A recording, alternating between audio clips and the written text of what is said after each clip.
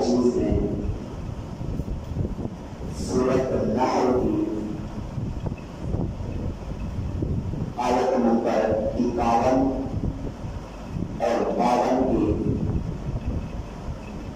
کچھ تشریح عرض کرنی ہے. دعا فرمائے اللہ مجھ کو حق کہنے کی توفیق عطا فرمائے اور ہم سب کو اس پر عمل کرنے کی بھی توفیق عطا فرمائے. سب سے پہلے میں یہ عرض کر دوں آپ اس نظریے سے اس تصور اور خیال سے یہاں بیٹھے کہ اللہ رسول کے فرامین کو توجہ سے سماعت کریں گے. سماعت کرنے کی صورت میں آقا کریم صلی اللہ علیہ وسلم نے ارشاد فرمایا جو اہل علم سے میرا ایک فرمان بیٹھا ہوا سن لے اٹھے گا نہیں پہلے اس کے گناہ بخش دیے جائیں. اس لیے توجہ سے سماعت کرنا ہے. اللہ پاک نے ارشاد فرمایا وَلَهُ مَا فِي السَّمَاوَاتِ وَالْأَرْضِ اسی اللہ کے لیے ہے جو کچھ آسمانوں اور زمین میں ہے. پوری کی پوری مخلوق اس کی ملکیت میں ہے. فرمایا کہ بندے وہ بھی اللہ کی ملکیت میں ہے. بندوں کا رزق وہ بھی اللہ کی ملکیت میں ہے اور موت بھی وہی دیتا ہے زندگی بھی وہی دیتا ہے. یہ سب کچھ اسی کی ملکیت میں ہے. کسی کو عزت دے تو وہ عزت دیتا ہے, کسی کو ذلیل کرنا چاہے تو وہ کرتا ہے. اسی لیے آقا کریم صلی اللہ علیہ وسلم نے ارشاد فرمایا اگر پوری دنیا والے کسی کو عزت دینے پر جمع ہو جائیں اللہ نہ چاہے گا تو نہیں دے سکتے. اگر پوری دنیا کے لوگ کسی کو ذلیل کرنے پر کسی کو بے عزت کرنے پر جمع ہو جائیں اگر اللہ نہیں چاہے گا تو کوئی بھی کچھ بگاڑ نہیں سکتا.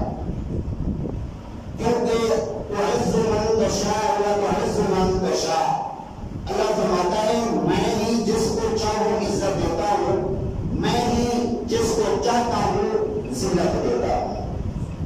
تو اس لیے کچھ لوگ اگر یہ سمجھیں ہم کچھ محلے داروں کو اکٹھا کر کے اس کو ہم ذلیل و رسوا کریں گے تو یاد رکھ لیں اگر اللہ نہیں چاہے گا تو کوئی کچھ نہیں بگاڑ سکتا. اس لیے ایمان اور یقین رکھنا چاہیے. اگر کوئی دھمکیاں بھی دیتا ہے, کوئی ڈراتا بھی ہے ہم تیرے ساتھ یہ کر دیں گے وہ کر دیں گے تو فوری طور پہ ذہن میں یہ خیال لانا چاہیے تم چاہے کچھ کر لو میرا رب نہیں چاہے گا تم کچھ نہیں کر سکتے. اس لیے فرمایا سب کچھ اللہ کی ملکیت میں ہے. وَلَهُ الدِّينُ الْوَاسِطَةُ جب سب کچھ اسی کی ملکیت میں ہے تو ہمیشہ فرما برداری بھی اسی کی ہونی چاہیے. ہمیشہ فرما برداری اسی کی ہونی چاہیے. ایسا غیر اللہ کرتا ہوں میں کیا اللہ کے سوا سے تم کرتے ہو؟ یعنی عزت اللہ تعالیٰ دینے والا ہے, رزق اللہ تعالیٰ دینے والا ہے, زندگی اللہ دینے والا ہے اور موت اللہ تعالیٰ دینے والا ہے. تو پھر جب سب کچھ اسی کی ملکیت میں ہے وہی دیتا ہے تو پھر فرما برداری بھی اسی کی ہونی چاہیے اور اس کے علاوہ کسی سے ڈرنا نہیں چاہیے. اب آپ کہیں گے اللہ کی فرما برداری کرنی ہے تو حضور کی فرما برداری چھوڑ دیں, ماں باپ کی فرما برداری چھوڑ دیں, استادوں کی فرما برداری چھوڑ دیں, بڑوں کا پروگرام چھوڑ دیں کیونکہ اللہ نے جو فرمایا ہے اللہ ہی کی فرما برداری ہے ہمیشہ. اس کا جواب یہ ہے اللہ تعالیٰ کی ہی فرما برداری میں ماں باپ کی فرما برداری ہے اور استادوں کی فرما برداری اللہ کی فرما برداری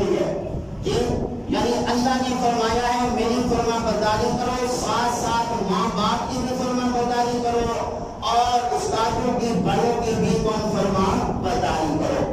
لہذا جہاں پہ اللہ تعالیٰ کی فرمان برداری کی بجائے نافرمانی آ جائے تو وہاں اللہ فرماتا ہے میری نافرمانی تم نے نہیں کرنی ہے، وہاں پہ بھی میری ہی فرمان برداری کرنی ہے، میرے حکم کو تم نے پیش نظر رکھنا ہے۔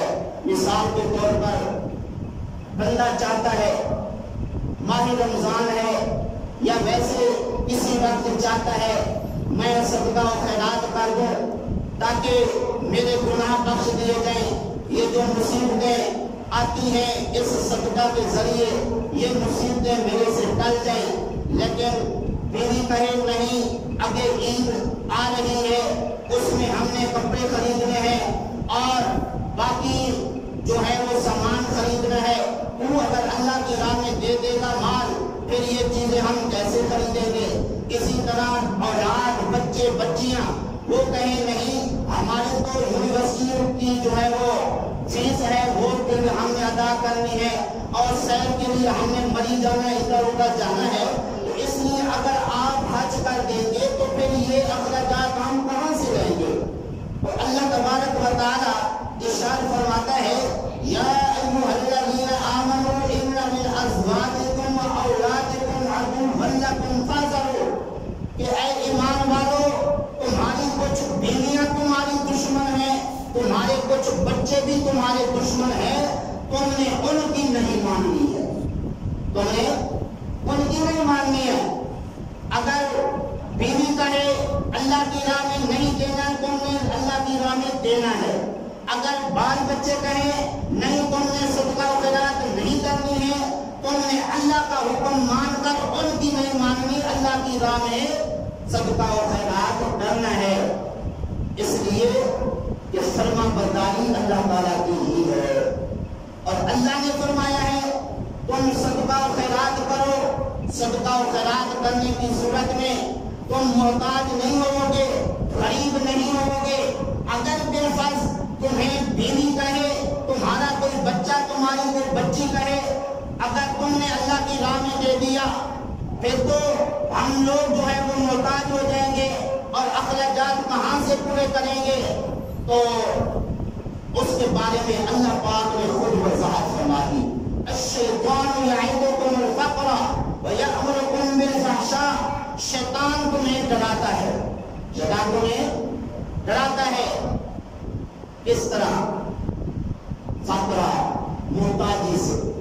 اگر تم نے اللہ کی راہ میں دے دیا تم محتاج ہو جاؤ گے، فقیر ہو جاؤ گے، اور شیطان بے حیائی کی رائے دیتا ہے اور کبھی تو انسان کی شکل میں اور مرد و عورت کی شکل میں آ کر کہتا ہے نہیں نہیں تم نے خرچ نہیں کرنا ہے، کبھی ذہن میں وسوسے ڈالتا ہے، تم نے اگر اللہ کی راہ میں دے دیا محتاج فقیر ہو جاؤ گے، لوگوں کے سامنے ہاتھ پھیلاؤ گے، لیکن اللہ فرماتا ہے یہ شیطان کا طریقہ ہے، یہ شیطان تمہیں ڈرا رہا ہے، لیکن میں اللہ کا کیا حکم ہے ذرا سن لو، واللہ یعدکم مغفرۃ منہ وفضلا، اللہ فرماتا ہے تم میری راہ میں خرچ کرو، تمہارے خرچ کرنے کے بدلے میں تمہاری بخشش بھی کر دوں گا اور اپنا فضل بھی تمہیں عطا کروں گا۔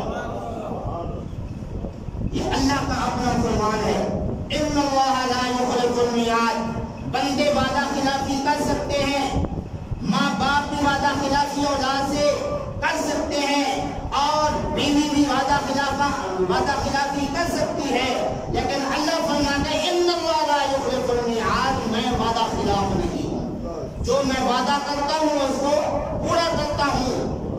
وَأَنفِقُوا وَمَا تُنفِقُوا مِن شَيْءٍ فَهُوَ يُخْلِفُهُ، جو کچھ تم خرچ کرو گے اس کا بدل بھی عطا کرے گا۔ اب ذرا آئیے سنیے، جس نے اللہ کی راہ میں دیا اس کا بڑھا یا کم ہوگا۔ کنز الایمان میں یہ حدیث شریف ہے، حضرت علی رضی اللہ تعالی عنہ کے پاس ایک سائل آیا، فقیر آیا، تو حضرت علی رضی اللہ تعالیٰ نے حسنین کریمین سے فرمایا تم اپنی والدہ کے پاس چلے جاؤ، ان کو کہو کہ وہ جو 6 روپے آپ کے پاس پڑے ہوئے ہیں وہ آپ دے دو۔ حسنین کریمین جب اپنی والدہ محترمہ حضرت فاطمہ رضی اللہ عنہا کے پاس جاتے ہیں، عرض کرتے ہیں والد گرامی وہ 6 روپے مانگ رہے ہیں۔ آگے حضرت فاطمہ رضی اللہ عنہا نے یاد دہانی کے لیے فرمایا جاؤ ان سے عرض کرو یہ آٹا خریدنے کے لیے ہم نے گھر میں رکھے ہوئے تھے، تو آگے جو حکم فرمائیں پھر آ کے مجھے بتانا۔ حضرت علی رضی اللہ تعالیٰ عنہ کے پاس حسنین کریمین نے آ کے بتایا کہ وہ فرماتی ہیں آٹے کے لیے یہ درہم رکھے ہوئے ہیں، آگے تو آپ حکم فرمائیں۔ حضرت علی رضی اللہ تعالیٰ عنہ نے فرمایا تم جا کے ان کو کہو کہ ہمارے پاس جو کچھ موجود ہے اس پہ اگر اعتماد کریں، اللہ تعالیٰ کے پاس جو کچھ ہے اس پر اعتماد نہ کریں تو ایمان کامل نہیں ہوتا ہے۔ اس لیے یہ ہمارے پاس جو ہے یہ ختم ہونے والا ہے، اللہ کے پاس جو کچھ ہے وہ ختم ہونے والا نہیں ہے، تم یہ 6 درہم دے دو۔ حضرت فاطمہ رضی اللہ عنہا سے حسنین کریمین وہ جو 6 درہم کے لے آئے، حضرت علی رضی اللہ تعالی عنہ نے وہ 6 درہم اس فقیر سید کو دے دیے۔ گھر کے اندر وہ 6 درہم ہی تھے، وہ سارے کے سارے حالانکہ آٹے کے لیے رکھے تھے، لیکن وہ 6 درہم اس سید کو دے دیے۔ ابھی وہیں پہ تشریف فرما کے ایک اونٹ بیچنے والا وہاں سے گزرا، کہا یہ میرا اونٹ جو ہے برائے فروخت ہے۔ حضرت علی رضی اللہ تعالی عنہ نے پوچھا اس کی کتنی قیمت ہے؟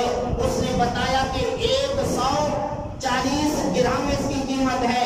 فرمایا ٹھیک ہے مجھے ادھار دے دو، کچھ دن کے بعد ہم تمہیں پیسے دے دیں گے۔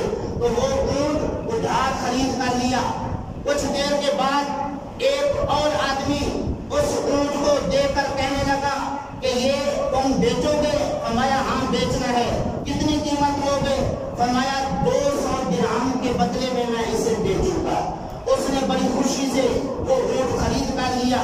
تو اب 160 کا خریدا تھا، 40 نفع ہوا، تو وہ 160 درہم اس اونٹ کے مالک کو دیے جو ادھار دے رہے تھے، اور 40 درہم حسنین کریمین کو دیے۔ فرمایا جاؤ اپنی والدہ کو دو۔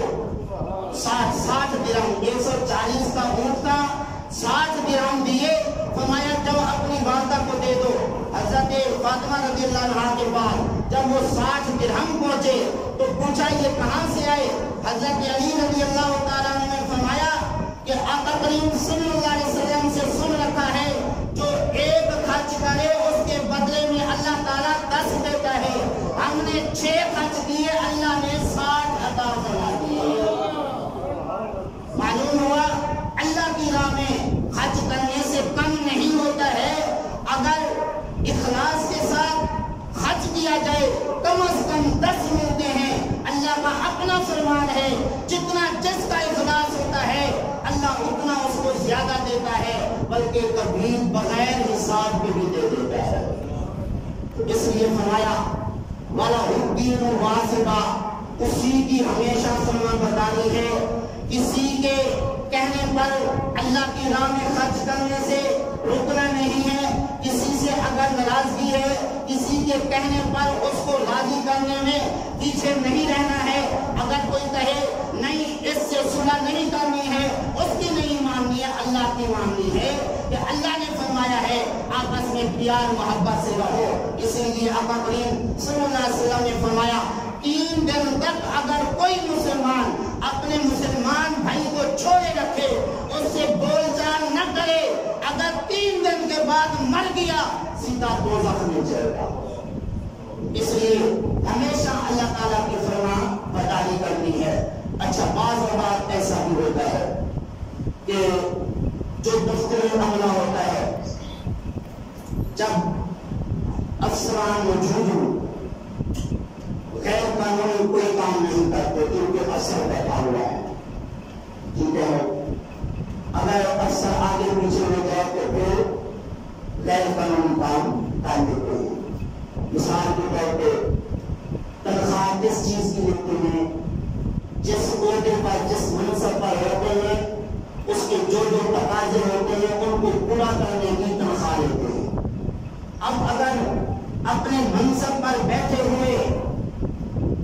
کریں گے لیکن رشوت لیں گے, کسی سے معاوضہ لیں گے تو وہ کیا ہوگا؟ حرام ہوگا. تو اس طرح افسر بیٹھا ہو تو کچھ نہیں لیتے, افسر نہ بیٹھا ہو تو پھر اس آنے والے ضرورت مند کو دونوں ہاتھوں سے لوٹنا شروع کرتے ہیں کہ جی آپ کو اتنا کچھ پہلے دینا پڑے گا, پھر بعد میں آپ کا کام ہوگا. بلکہ آج کل تو یہ صورتحال ہو چکی ہے, آج سے کوئی 18 سال پہلے کی بات ہے, میں ایک دفتر میں گیا, درخواست لکھی ہوئی تھی کہ یہ سیٹ خالی ہے یا خالی ہو رہی ہے. میں نے اتنا پوچھا کہ آپ بتائیے کہ یہ خالی ہے رہنے کو یا خالی ہو رہی ہے, یہ لکھوں. تو کہنے لگا بس یہ جو کچھ لکھا ہوا ہے ٹھیک ہے. پھر بیٹھے, کہتے ہیں ادھر بیٹھ جاؤ. میں بیٹھا, کہتے ہیں یہ 100 روپیہ فلاں کو دے دو. یعنی یہ 100 روپیہ صرف اتنی بات پوچھنے کا ہے کہ یہ خالی سیٹ ہو رہی ہے یا خالی ہے. تو آج سے 18 سال پہلے کی یہ بات ہے, تو آج کل کیا ہوتا ہوگا؟ یاد رکھیے, جس منصب پر, جس سیٹ پر کوئی بیٹھا ہے, وہ تنخواہ اسی چیز کی لیتا ہے کہ اس کے متعلقہ جو کام ہے کوئی اگر اس کے پاس آئے کچھ لیے بغیر اس کا کام کر دے, اور اس طرح اگر کچھ لیے بغیر اس آنے والے ضرورت مند شخص کا کام کر دے گا, وہ ضرورت مند شخص کتنا خوش ہوگا, اور اس خوشی کا اس کو کیا ہوگا. آئیے ذرا ترغیب و ترہیب کی روایت سنیے. آقا کریم صلی اللہ علیہ وسلم نے فرمایا, جب کوئی مسلمان کسی کو خوش کرتا ہے, اللہ اس خوشی کے بدلے میں ایک فرشتہ پیدا کرتا ہے. وہ فرشتہ اللہ کی توحید بیان کرتا رہتا ہے, اللہ کی عبادت کرتا رہتا ہے. وہ خوش کرنے والا شخص جب مرتا ہے, وہ قبر میں جاتا ہے, وہ خوشی جی جس سے اللہ نے فرشتہ پیدا کیا وہ قبر کے اندر آ جاتا ہے اور کہتا ہے, اے قبر والے کیا تو مجھے پہچانتا ہے؟ وہ کہتا ہے نہیں. کہتا ہے کہ میں وہ ہوں, وہ خوشی ہوں جس کو تم نے فلاں کو پہنچائی تھی. آج میں تیری قبر کے اندر جی آئی ہوں, وہی خوشی. تو اس قبر کے اندر ابھی منکر نکیر آئیں گے, ان کے سوالوں کا جواب میں تجھے سکھاؤں گی. آقا کریم صلی اللہ علیہ وسلم تشریف لائیں گے, ان کی پہچان تمہیں میں کراؤں گی. اور اس طرح جو قبر کی داشتیں ہیں اور باشتیں ہیں, میں تجھ سے ان کو دور رکھوں گی. اور قیامت کے دن میدان محشر میں جو کچھ تیرے ساتھ ہونا ہے وہ میں تجھے دکھاؤں گی. اور جنت کے اندر اللہ پاک نے جو تجھے مقام عطا فرمانا ہے, آج قبر ہی کے اندر تجھے میں اس کو دکھاؤں گا. یہ خوشی ہے جو بندہ کسی کو پہنچاتا ہے, وہ قبر کے اندر بھی کام آئے گی, میدان محشر کے اندر کام آئے گی, جنت کے اندر جو ہے وہ کام آئے گی. تو بہرحال کوشش کرنی چاہیے, چاہے کسی منصب پر فیض نہیں بھی ہے, اللہ کی رضا کے لیے ضرورت مند کے کام کو کر دینا چاہیے. یہ نظریہ رکھ کے میرا رب راضی ہو جائے گا. بلکہ حدیث شریف میں ہے, مرقات شرح مشکات میں, کہ ایک بندہ کسی ضرورت مند کی ضرورت پوری کرنے کے لیے چل پڑتا ہے, اگرچہ اس کا کام اس کے جانے سے پورا نہ بھی ہو, اللہ اسے حج عمرے کا ثواب عطا فرماتا ہے. سبحان اللہ. ذرا اور تو فرمائیے. بہرحال میں عرض کر رہا تھا, افسران موجود ہوں تو اس وقت غیر قانونی کام نہیں ہوتا, اگر نہ ہو تو پھر بڑے بڑے کام جو ہیں وہ ہو جاتے ہیں. تو اس لیے غیر قانونی کام نہیں کرنا, چاہے افسر ہو چاہے نہ ہو. کیوں؟ اللہ کی فرما برداری سیدھی ہے, اللہ کی فرما برداری سیدھی ہے. اسی طرح بعض ماں باپ اپنی اولاد کے سامنے کوئی غیر شرعی کام اس لیے نہیں کرتے کہ ہمارے بچے دیکھ لیں گے, ان پہ برا اثر ہوگا, یہ بچے ہماری عزت نہیں کریں گے, لیکن الگ جا کے وہی غیر شرعی کام کر لیتے ہیں. اللہ فرماتا ہے میری فرما برداری تمہارے ذمہ ہے, چاہے تم بچوں کے سامنے ہو, چاہے تم الگ تھلگ ہو, خلوت میں ہو, جلوت میں ہو, ہر صورت میں تم نے میری فرما برداری اختیار کرنی ہے. میرا خوف رکھنا ہے, مجھ سے ڈرنا ہے, ان اپنے بچوں سے نہیں ڈرنا ہے. اسی طرح کچھ علماء اپنے مقتدیوں سے، ائمہ کرام اپنے مقتدیوں نمازیوں سے جی غیر شرعی کام اس لیے نہیں کرتے کہ کہیں یہ ہمیں مسجد سے چھٹی نہ کروا دیں، کہیں یہ ہمیں تقریر کے لیے نہ بلائیں، تو اس طرح لوگوں سے شرم کر کے لوگوں کے سامنے کام نہیں کرتے ہیں، لیکن الگ تھلگ جا کے وہ کر لیتے ہیں۔ اللہ فرماتا ہے اے ائمہ کرام، اے علماء کرام، اے ماں باپ، اے پیر و مرشد، جتنے بھی تم ہو، ہر صورت میں تم نے میرا ہی کہنا ماننا ہے، میری ہی فرما برداری کرنی ہے اور مجھ سے ہی تم نے ڈرنا ہے۔ تو اس لیے جب تم مجھ سے ڈرو گے اس صورت میں اگر کسی کے سامنے ہوو گے تو غیر شرعی کوئی کام نہیں کرو گے، اگر تم خلوت میں بھی ہوو گے اس وقت بھی تم غیر شرعی کام نہیں کرو گے۔ آئیے ذرا غور سے سنیے، آقا کریم صلی اللہ علیہ وسلم نے ارشاد فرمایا قیامت کا دن ہوگا، ایک آدمی ہوگا اس کے لیے جنت کے 7 دروازے کھول دیے جائیں گے اور اعلان ہوگا آجا جنت کے جس دروازے سے چاہے داخل ہو جا۔ جب وہ جنت کے دروازے کے قریب پہنچے گا جنت کے دروازے بند کر دیے جائیں گے، وہ بندہ کہے گا مولا اس سے تو بہتر تھا مجھے یہاں بلایا بھی نہ جاتا۔ تو اس طرح لوگوں کے سامنے میری تو بےزتی ہو گئی، میری توہین ہو گئی۔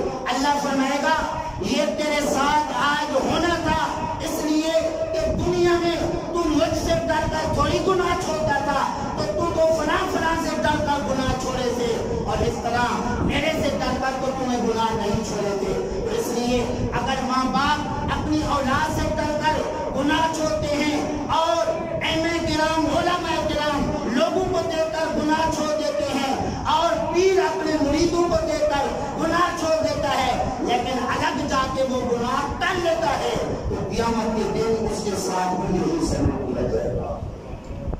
اس لیے ہر ایک کو اللہ کا یہ فرمان ذہن نشین کر لینا چاہیے وَلَهُ الدِّينُ وَاصِبًا، اللہ ہی کے لیے ہمیشہ جو ہے وہ فرمان برداری ہے۔ اور أَفَغَيْرَ اللَّهِ تَتَّقُونَ، فرمایا کیا تم غیر اللہ سے ڈرتے ہو، اللہ تعالیٰ کے سوا سے ڈرتے ہو؟ یعنی تمہیں کسی سے ڈرنا نہیں چاہیے، ڈر میرا ہونا چاہیے۔ وَلَا تَخْشَوْا النَّاسَ وَاخْشَوْنِ، تم لوگوں سے نہ ڈرو مجھ سے ڈرو، یہ اللہ کا فرمان ہے۔ اس لیے لوگوں سے ڈرنے کی بجائے اللہ کا ڈر رکھنا چاہیے۔ جب اللہ کا ڈر رکھیں گے انشاءاللہ ہر قسم کے گناہ سے جو ہے بچ جائیں گے۔ ساتھ یہ بھی أَفَغَيْرَ اللَّهِ تَتَّقُونَ، تم اللہ کے سوا سے ڈرتے ہو؟ کبھی کبھار بندہ کوئی نیکی کا کام کرتا ہے اس کے دل کے اندر خیال آتا ہے میں اگر یہ کروں گا تو میرا فلاں کام نہیں ہوگا۔ مثال کے طور پہ اگر میں نے داڑھی رکھ لی، میری شادی نہیں ہوئی، کوئی رشتہ نہیں دے گا۔ اگر میں مسجد میں چلا گیا، نمازی بن گیا، معاشرے کے اندر میری عزت نہیں ہوگی۔ میں گھر میں رہوں گا، پیسہ مال و دولت میرے پاس ہے اور اس طرح اس مال و دولت کی وجہ سے ہر ایک مجھے عزت کی نظر سے دیکھے گا۔ وہ مسجد میں اس لیے نہیں آتا کہ کہیں میری عزت میں فرق نہ آئے، ٹھیک ہے؟ تو اللہ فرماتا ہے یہ جو تمہارے ذہن میں آ گیا تم نمازی بنو گے تمہاری عزت نہیں رہے گی، اور اس طرح تم نے اگر داڑھی رکھ لی تو تمہیں رشتہ نہیں ملے گا، اور اس طرح معاشرے کے اندر تمہیں ذلیل و رسوا ہونے کی صورت میں دیکھا جائے گا۔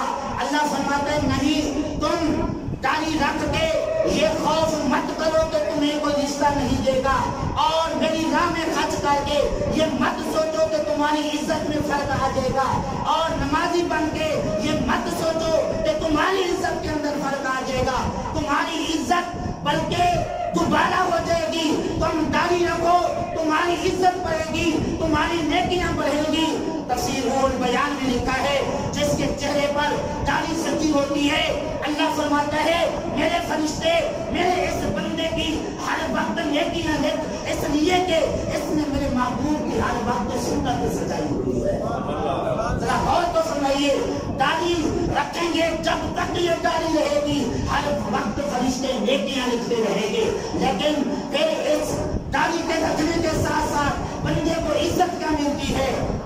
कहीं बस के ऊपर सवार हो जाए और पहले से कोई नौजवान बंदा बैठा हो, वो दाढ़ी वाले को देखकर कहेगा, बाबा जी मौलवी साहब आइए जरा यहाँ पे बैठिए, आप ज्यादा इज्जत के काबिल हैं, कोई बात नहीं आप इधर बैठे।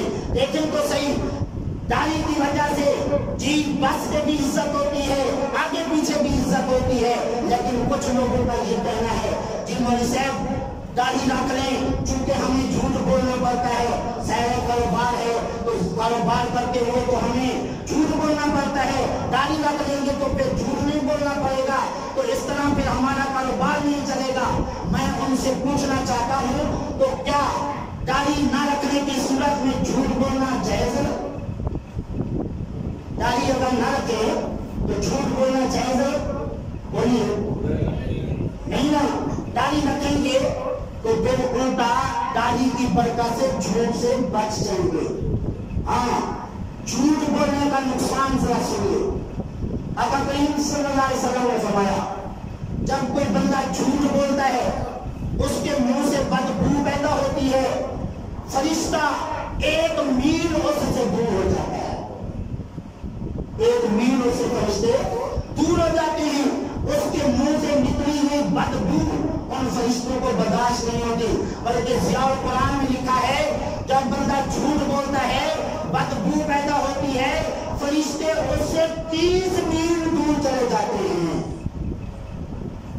हाँ जी, दाढ़ी रखें जनाब, झूठ बोलना पड़ेगा, झूठ नहीं बोलेंगे तो कारोबार नहीं चलेगा।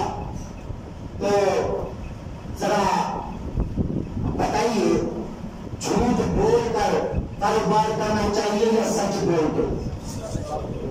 जी, सच बोलने में बरकत है या झूठ बोलने में बरकत है? सच बोलने में।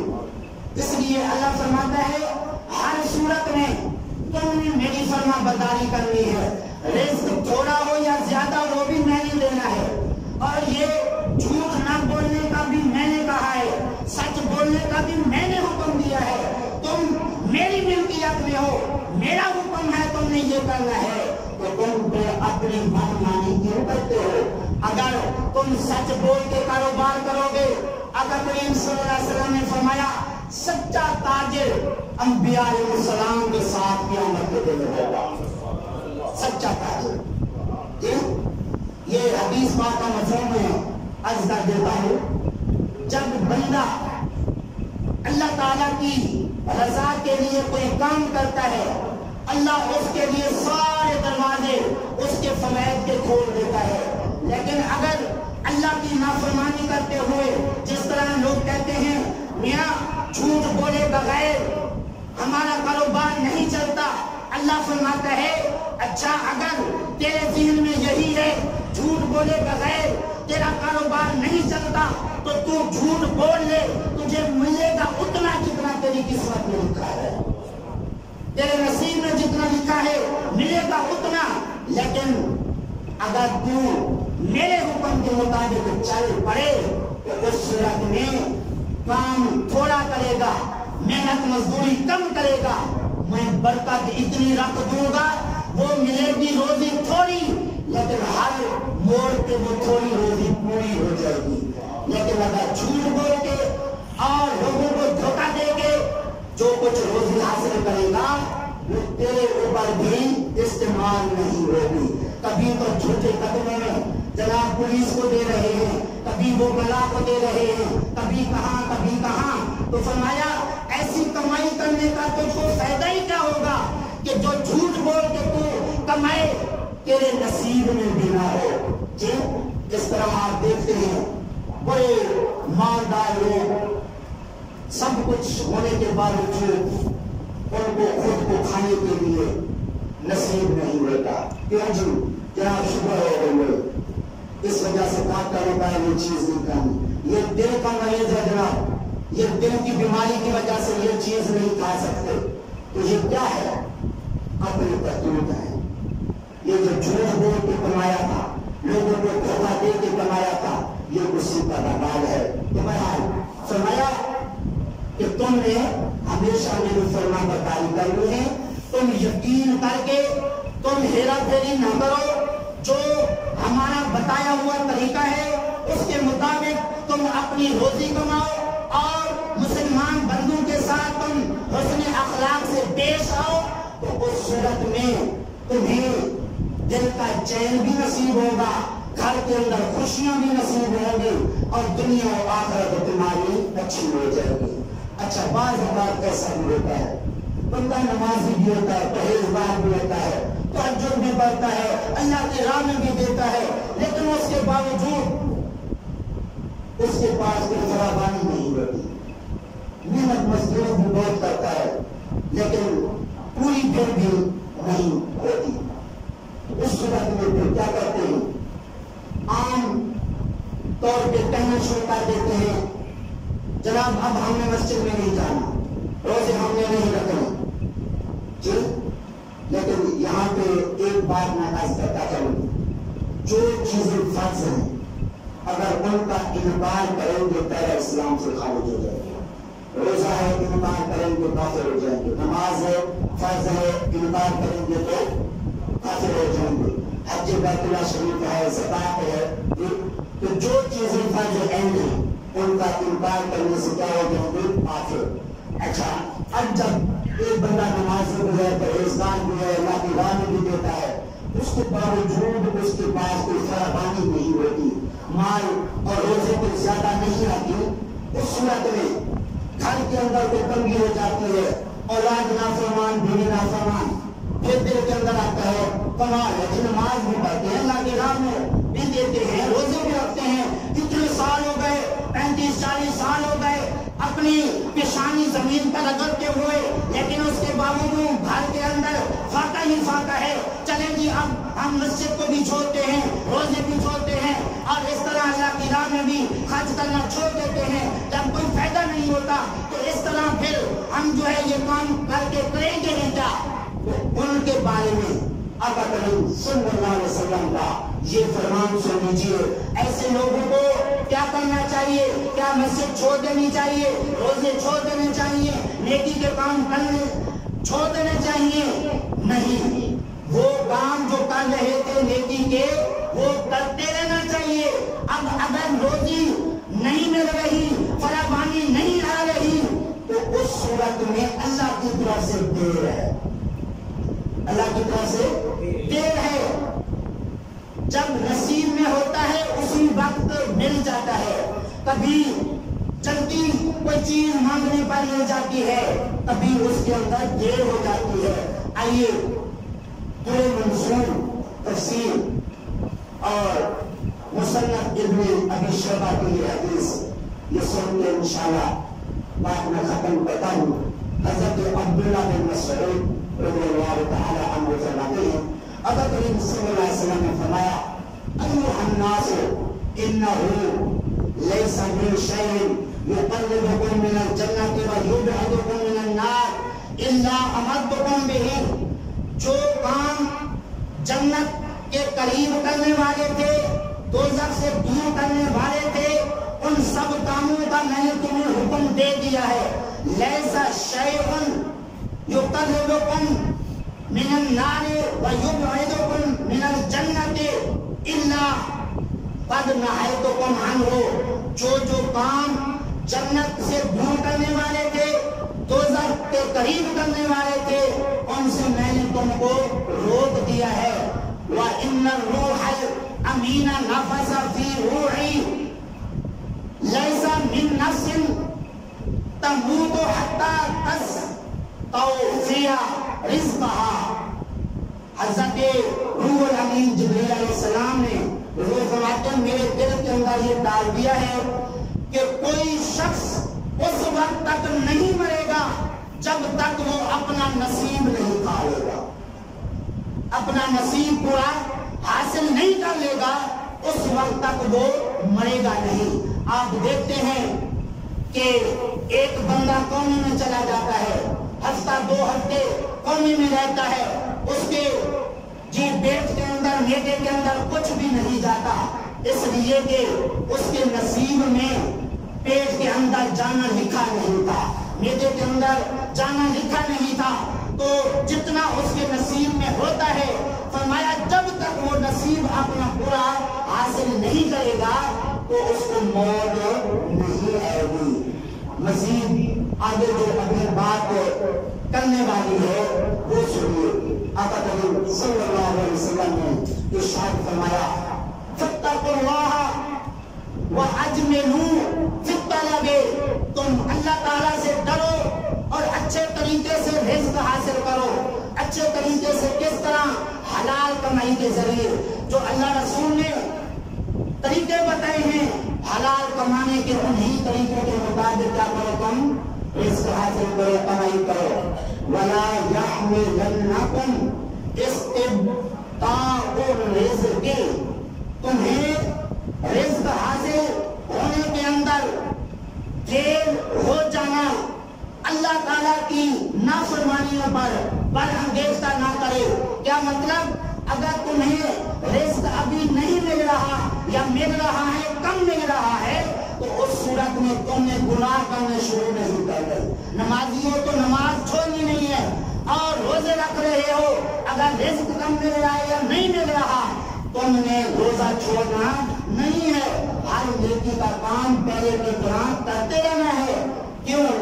فرمایا انه لا ينال ما عند الله الا بطاعته.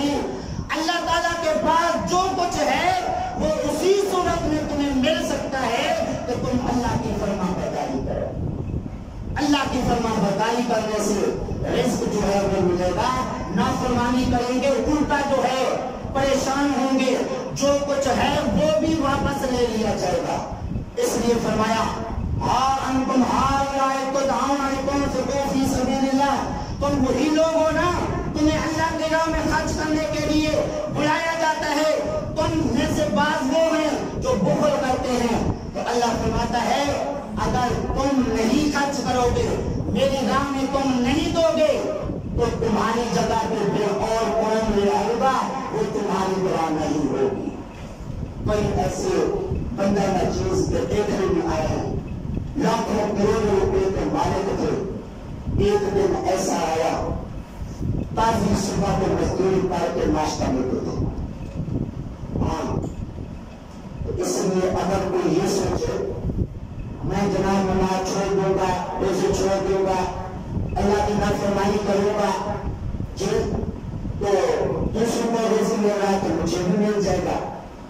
تو روزی تو ہر بندے کو بلکہ کافر کو بھی ملتی ہے, لیکن اللہ کا یہ ارشاد ہر بندے کو ذہن نشین کا لینا چاہیے. وَلَهُ واسبا. میری فرما برداری تمہاری ذمہ ہے. تمہیں رزق تھوڑا ملے زیادہ ملے, ہر صورت میں اللہ تعالیٰ کی ہی فرما برداری کرنی ہے. تو بہرحال خلاصہ کلام یہ ہوا کہ ہر صورت میں ہمیں اپنے رب کو راضی کرنا ہے, آقا کریم صلی اللہ علیہ وسلم کو راضی کرنا ہے.